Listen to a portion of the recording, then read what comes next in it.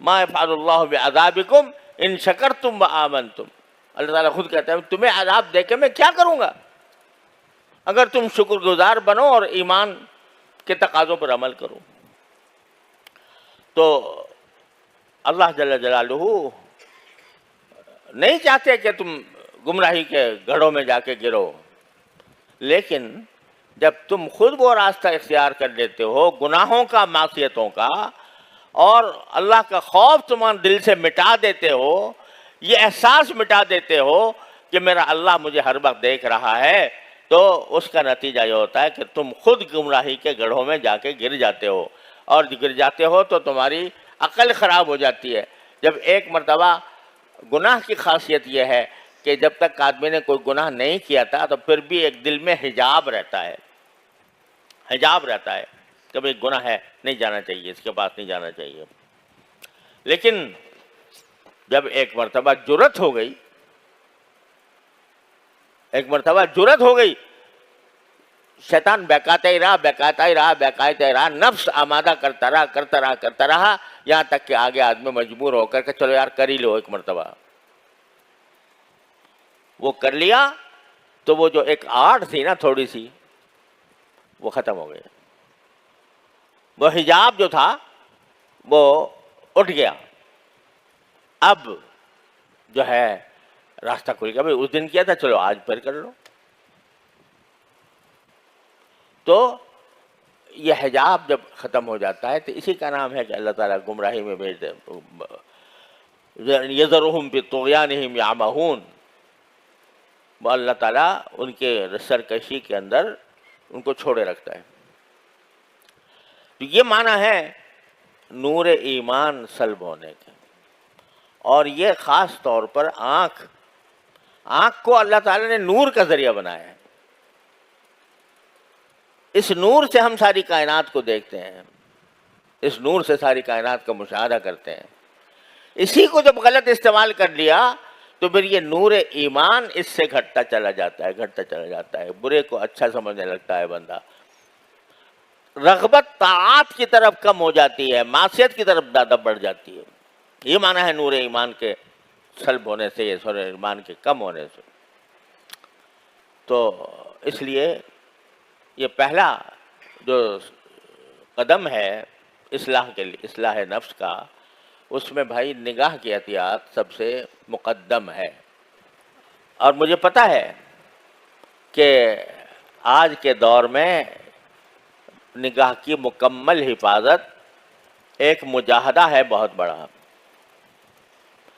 لیکن بھائی بیٹھے بٹھائے تو کوئی دولت نہیں ملا کرتی، ہاتھ پر ہاتھ رکھ کر تو کوئی دولت نہیں ملا کرتی.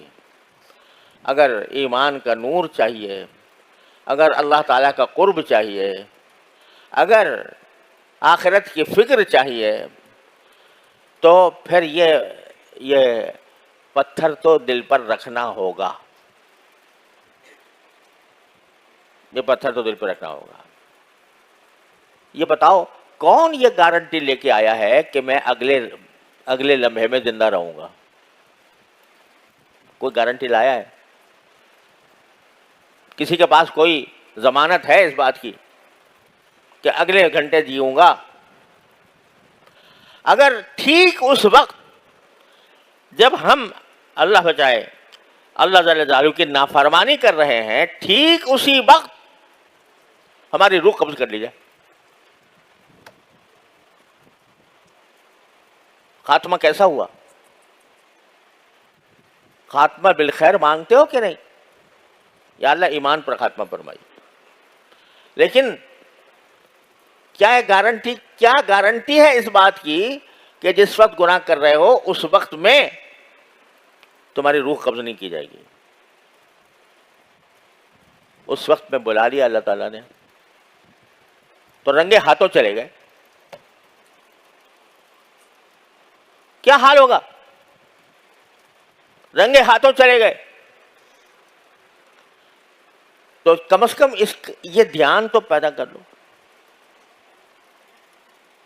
کہ اگر اسی وقت میں مجھے اٹھا لیا گیا. ارے توبہ کی توفیق بھی ہر ایک کو نہیں ملتی. اس لیے یہ خیال اگر دل میں آ جائے کہ یہ میں جو گناہ کر رہا ہوں، اسی وقت اگر میرے اللہ نے مجھے موت دے دی تو میرا انجام کیا ہوگا؟ معصیت کی حالت میں اٹھا لیا۔ اللہ کے بندے ایسے ہوتے ہیں جن کو اللہ سجدے میں اٹھاتا ہے، جن کو نمازوں میں اٹھاتا ہے، جن کو طاعات کے دوران اٹھاتا ہے۔ اللہ کے بندے وہ آپ کے علم میں آتے رہتے ہوں گے، سجدے کی حالت میں چلے گئے، یعنی سجدہ جو بندے کے لیے اللہ تعالیٰ کے قرب کا سب سے بڑا ذریعہ ہوتا ہے، اس حالت میں اللہ نے اٹھا لیا۔ خاتمہ بالخیر ہوا، خاتمہ بالایمان ہوا، طاعت کی حالت میں ہوا۔ اللہ اگر ہمیں ایسے اللہ بچائے، اللہ تعالیٰ ہر مسلمان کی حفاظت فرمائے کہ عین معصیت کے وقت میں اٹھا لے، عین نافرمانی کے وقت میں اٹھا لے، گناہ کے وقت میں اٹھا لے، تو کہاں جائیں گے؟ لہذا ان باتوں کو تو سوچ کر اپنے دل پر پتھر رکھنے ہوں گے۔ پتھر رکھے بغیر نجات نہیں، زبردستی کرنی پڑے گی اپنے اوپر، تب جا کے چھوٹے گی بری عادتیں، تب جا کے گناہ سے فراغت ملے گی، صرف نفلیں پڑھ لینے سے نہیں ہوگی۔ لہذا سب سے بڑی فکر اس رمضان میں، اس عشرہ اخیرہ میں، اس اعتکاف میں، اس رجوع اللہ کے موقع پر سب سے پہلی جو چیز مطلوب ہے وہ یہ عہد، یہ پکا عزم، یہ ارادہ کہ انشاءاللہ اب اس کے بعد میری نگاہ کسی معصیت کا ارتکاب نہیں کرے گی۔ یہ عزم، اور یہ عزم کرنے کے ساتھ پھر دعا بھی کہ اللہ میں نے کر تو لیا، عزم کر لیا، ارادہ کر لیا، پکا ارادہ کر لیا، لیکن اے اللہ میں آپ کی توفیق کے بغیر میں اس عزم پر ثابت قدم نہیں رہ سکتا، تو اے اللہ اپنی رحمت سے مجھے اس پر ثابت قدمی بھی عطا فرما دیجئے۔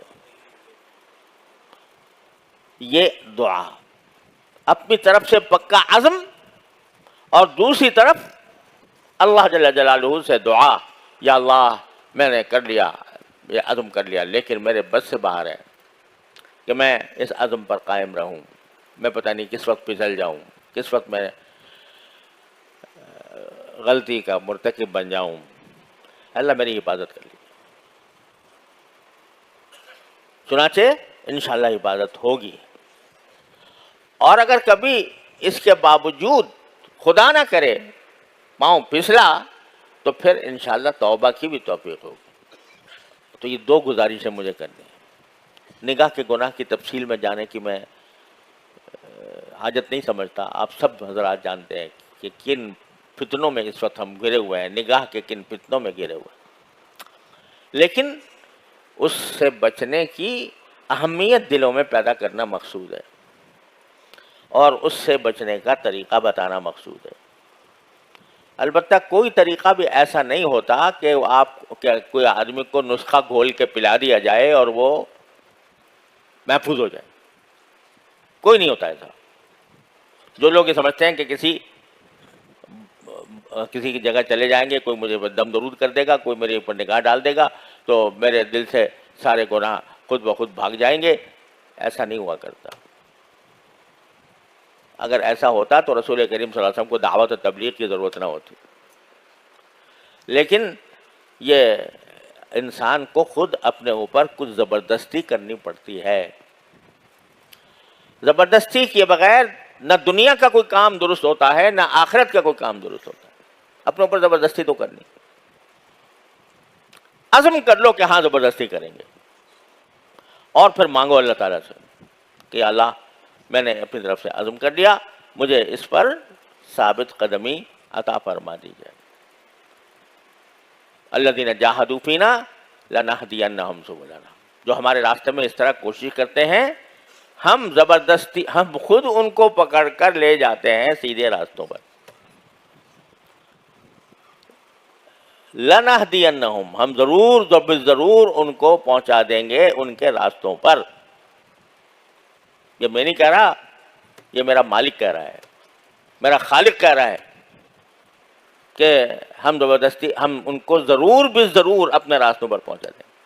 بس ضرورت تھوڑے سے مجاہدے کی ہے. الذین جاہدوا فینا، مجاہدہ یہی ہے کہ دل کے خلاف کرو، زبردستی کرو اپنے اوپر، اور زبردستی کر کے اپنے آپ کو بچاؤ.